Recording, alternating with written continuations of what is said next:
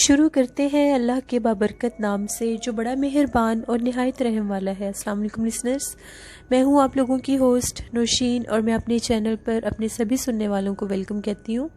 Listeners, کیسے ہیں آپ سب، اور میرے چینل کی خوفناک کہانیوں کو کتنا انجوائے کرتے ہیں؟ اپنا فیڈ بیک مجھے ضرور دیں۔ آج آپ لوگوں کے لیے میں بہت دلچسپ خوفناک کہانیاں لے کر آئی ہوں جنہیں آپ لوگ بہت زیادہ انجوائے کریں گے۔ بڑھتے ہیں آج کی پہلی خوفناک کہانی کی طرف۔ یہ خوفناک کہانی فوزیہ شیئر کر رہی ہیں۔ فوزیہ کہتی ہیں، میں سرگودا کی رہنے والی ہوں اور آپ کے ساتھ اپنی زندگی میں پیش آنے والی ایک کہانی شیئر کرنا چاہتی ہوں۔ ہم لوگوں نے اولڈ سیٹلائٹ ٹاؤن میں رینٹ پر ایک گھر لیا۔ ہم لوگ وہاں پر شفٹ ہو گئے۔ وہ گھر ذرا اولڈ کنسٹرکشن میں بنا ہوا تھا، کافی بڑا وہ گھر تھا۔ ہم لوگوں نے رینٹ پر وہ گھر لیا تھا۔ شروع کے کچھ دن بہت زیادہ اچھے گزرتے تھے، لیکن ایک دم سے اس گھر میں ہم لوگوں کے ساتھ کچھ عجیب و غریب سے معاملات ہونا شروع ہو گئے۔ جو ہم لوگوں کا بیڈ روم تھا، جہاں پر میں اور میری سسٹر سوتی تھیں، وہاں پر کچھ عجیب و غریب سی ہم لوگوں کو یہ احساس رہتا تھا جیسے وہاں پر کوئی ہے۔ ایسے لگتا تھا کہ جب ہم رات کے ٹائم سوتے ہیں تو وہاں پر کوئی بالکل چھوٹی سی ہائٹ میں ہم لوگوں کے کمرے میں بھاگتا دوڑتا ہے۔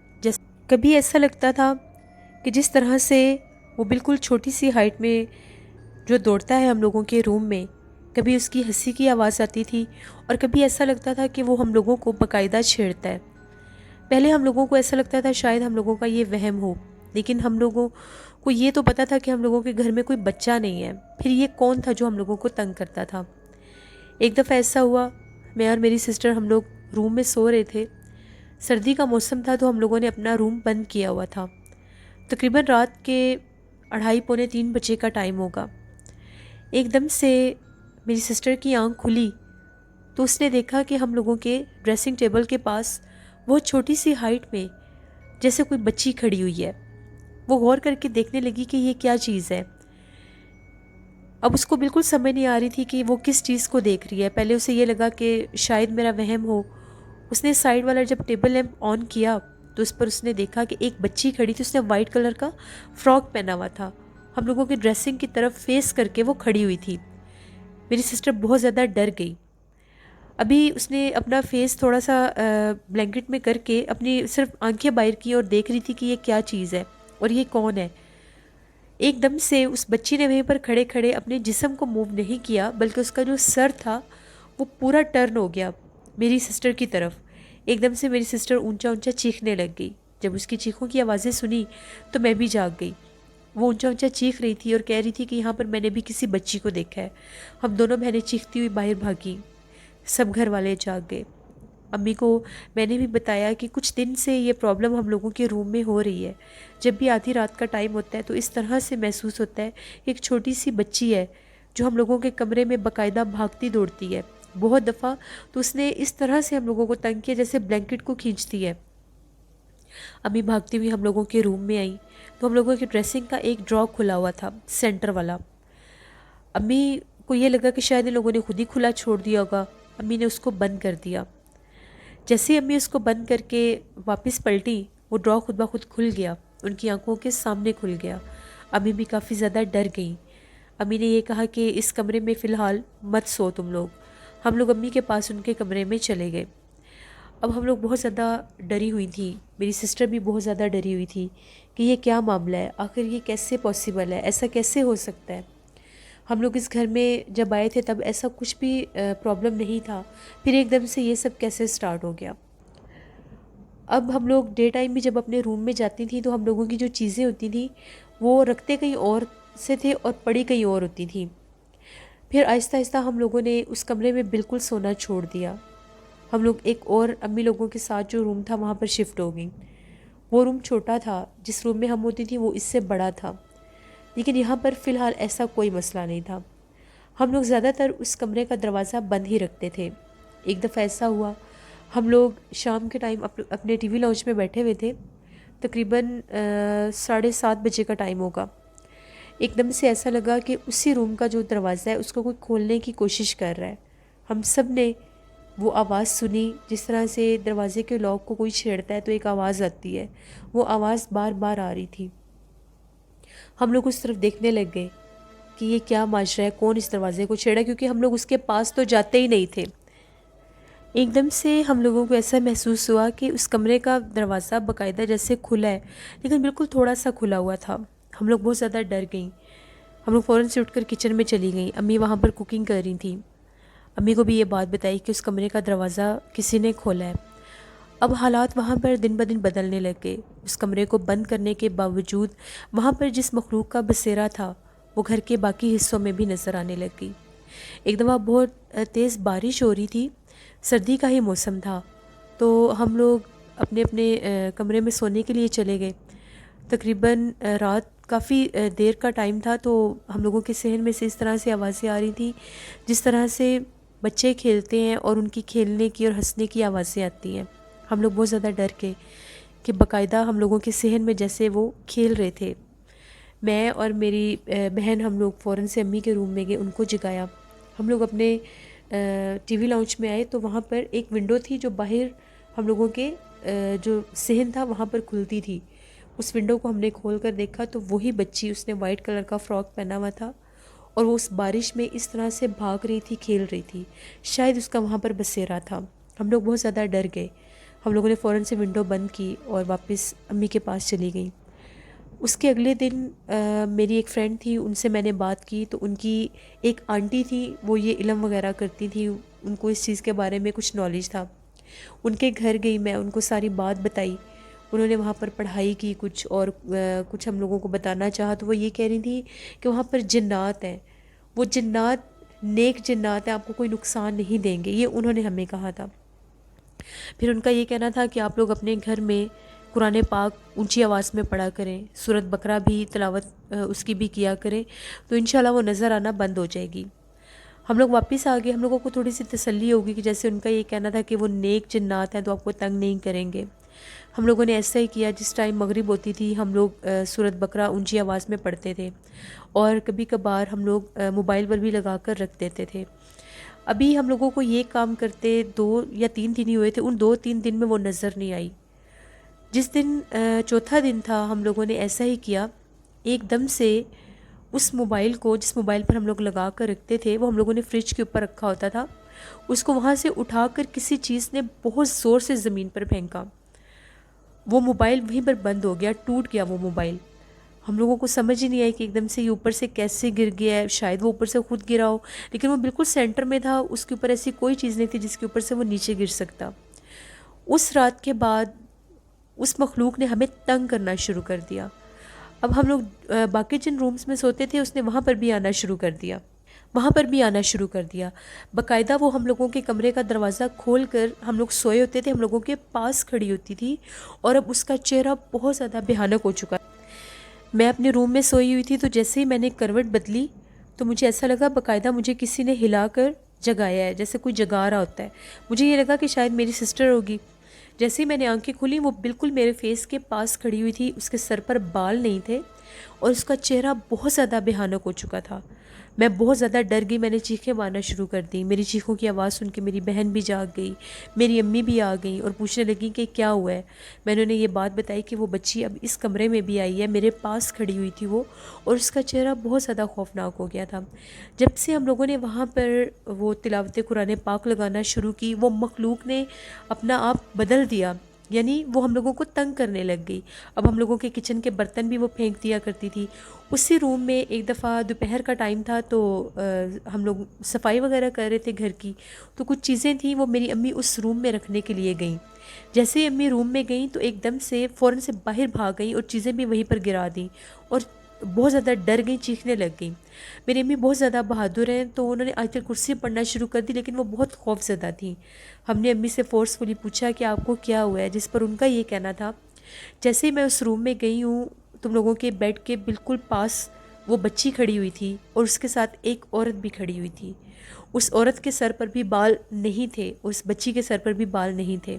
ان دونوں کے چہرے بہت زیادہ خوفناک ہو گئے تھے اور وہ بالکل ایسے کھڑی ہوئی تھیں جیسے وہ انتظار کر رہی تھیں کہ میں اس روم میں آؤں اور وہاں پر یعنی کوئی جائے اور وہ ان کو اپنا آپ ظاہر کریں۔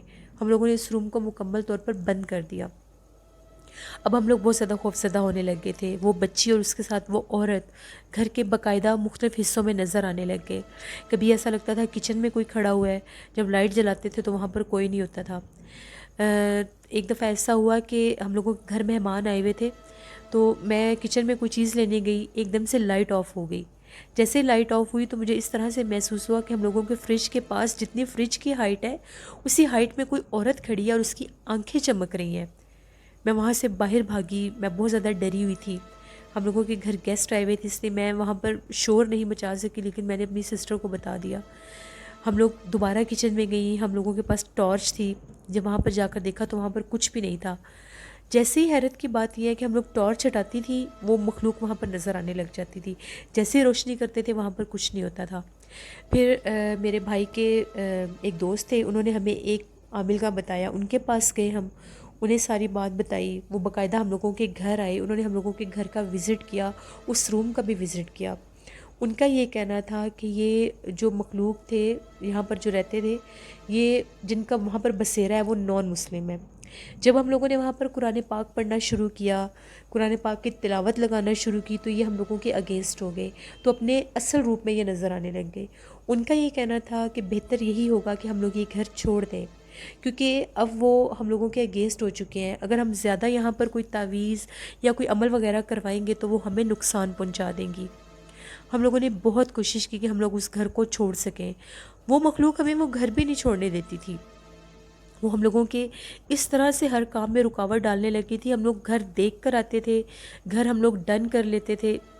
جس دن ہم لوگوں نے شفٹنگ کرنی ہوتی تھی اس دن کوئی نہ کوئی ایسا ایشو بن جاتا تھا کہ جن کا گھر ہم لوگ ڈن کر کے آتے تھے یا وہ انکار کر دیتے تھے، یا ہم لوگوں کے ساتھ خود کوئی ایسا مسئلہ بن جاتا تھا کہ ہم لوگ شفٹنگ ہی نہیں کر سکتے تھے.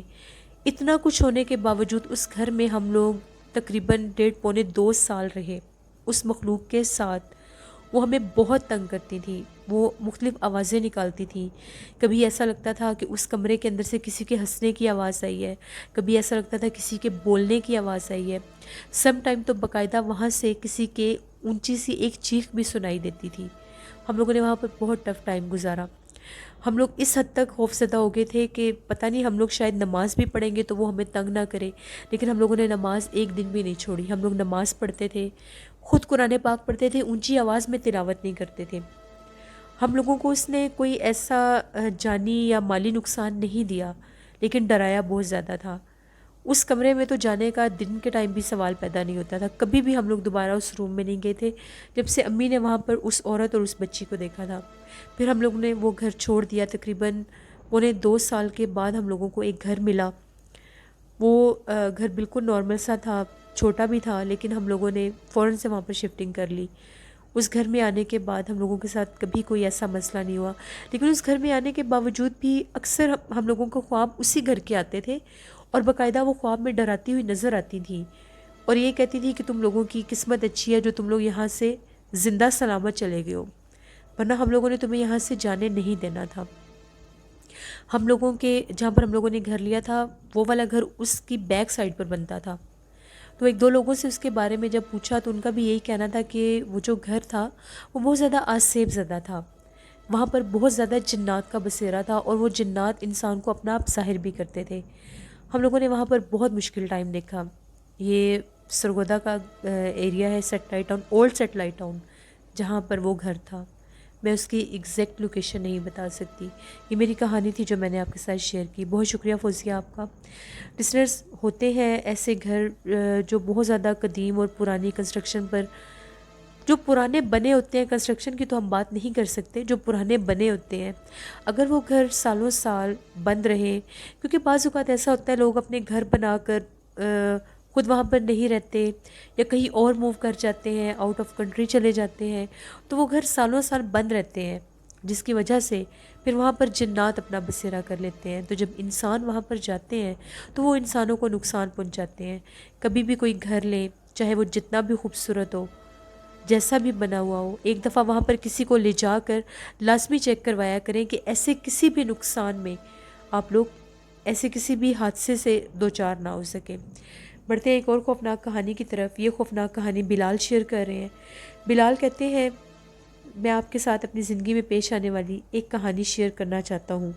میں خانپور کا رہنے والا ہوں اور میں آپ کے ساتھ اپنی زندگی میں ایک ایسا واقعہ شیئر کرنا چاہتا ہوں جس نے بالکل میری زندگی بدل کر رکھ دی تھی۔ میں بالکل بھی غیر مرئی مخلوقات پر، جنات پر اس طرح سے یقین نہیں رکھتا تھا کہ یہ انسان کے سامنے آ سکتے ہیں۔ میرا یہ تو ماننا تھا کہ انسان کے علاوہ بھی ایک مخلوق اللہ نے بنائی ہوئی ہے جس کو جنات کہتے ہیں، مگر میرا اس چیز پر بالکل بھی اسٹرانگ بلیو نہیں تھا کہ وہ کبھی انسان کے سامنے آتے ہیں یا کبھی انسان کو اپنا آپ ظاہر کرواتے ہیں۔ ایک دفعہ ایسا ہوا، ہم لوگوں کا ڈیرا جو تھا وہاں پر ہم لوگوں کے کافی زیادہ مویشی تھے، جانور تھے، تو وہاں پر ان کی دیکھ بھال کے لیے ہم لوگوں نے ایک دو مزیرے بھی رکھے ہوئے تھے جو ان کا بہت زیادہ خیال رکھتے تھے۔ ایک دفعہ ایسا ہوا، میں اپنے ڈیرے پر ہی تھا، دوپہر کا ٹائم تھا، تو ہم لوگوں کی کچھ بکریاں وغیرہ تھیں، ان کو وہ جو ہم لوگوں کے وہاں پر کام کرتے تھے، جو مزیرے تھے، انہوں نے کھولا ہوا تھا کہ وہ چارہ وغیرہ چرنے کے لیے ادھر ادھر اس جگہ پر پھرتی تھیں۔ میں ویسے ہی وہاں پر بیٹھا ہوا تھا تو میں نے دیکھا کہ میرے سامنے ہم لوگوں کی کچھ بکریاں جو تھیں وہ کافی زیادہ آگے چلی گئیں۔